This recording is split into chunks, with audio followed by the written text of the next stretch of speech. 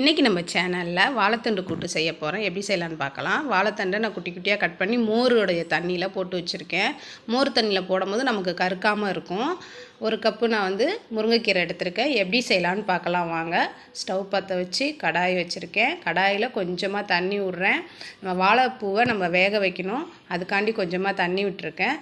அந்த மோரில் இருக்கிறத எல்லாத்தையும் நம்ம நல்லா ஃபில்ட்ரு பண்ணி நம்ம டவாவில் போட்டு வேக வச்சுக்கலாம். இந்த பாருங்கள், இந்த மாதிரி நல்லா புழிஞ்சிடணும். புழிஞ்சிட்டு எல்லாத்தையும் நம்ம எடுத்து இதில் போட்டு நம்ம வேக வச்சுக்கலாம். இது வேகிறதுக்கு நான் கொஞ்சமாக உப்பு போடுறேன்.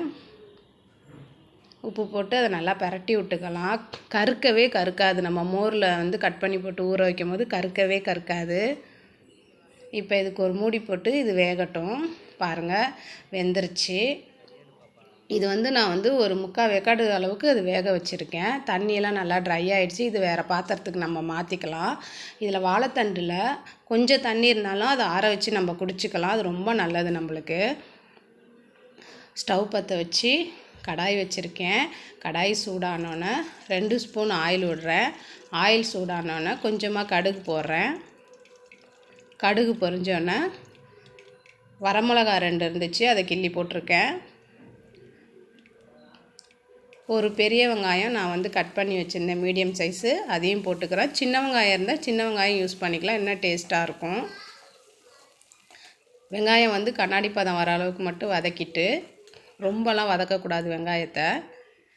கழுவி வச்சுருந்த கீரையை எடுத்து நான் போட்டுக்கிறேன். கீரையை வந்து நான் பூவோடு நான் வந்து பிச்சு வச்சுருந்தேன்.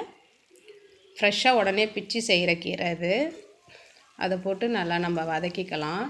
அது எல்லாம் அந்த எண்ணெயிலே போட்டு ஒன்றோட ஒன்று இந்த வெங்காயம் எல்லாத்தையும் இப்படி வதக்கிட்டு, இதுக்கு கொஞ்சமாக உப்பு, ஏற்கனவே தண்டுக்கும் போட்டிருக்கோம், இதுக்கும் கொஞ்சமாக உப்பு போடுறோம். கீரை வேகிறதுக்கு கொஞ்சமாக நான் தண்ணி விட்றேன்.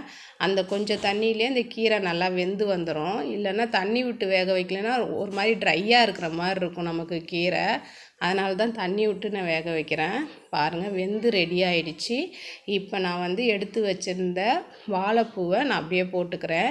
போட்டு ரெண்டையும் நல்லா ஒன்றோட ஒன்று மிக்ஸ் ஆகிற அளவுக்கு நம்ம அதை நல்லா பரட்டி அதில் உள்ள தண்ணியெல்லாம் நல்லா ட்ரை ஆகிற அளவுக்கு வதக்கி எடுத்துக்கலாம்.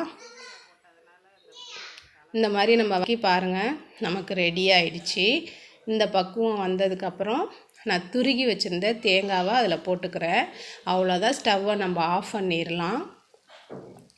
நமக்கு வாழைப்பூ முருங்கைக்கீரை கூட்டு ரெடி ஆகிடுச்சு.